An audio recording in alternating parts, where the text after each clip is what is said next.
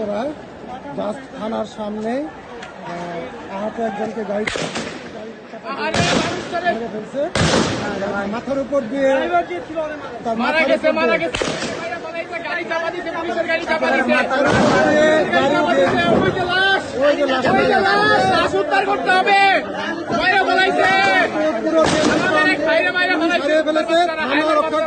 থানার সামনে একজনকে পেয়েছিল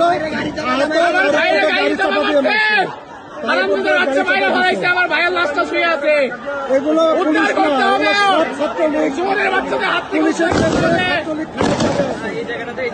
উত্তরার জসিমউদ্দিন মারা গেছে।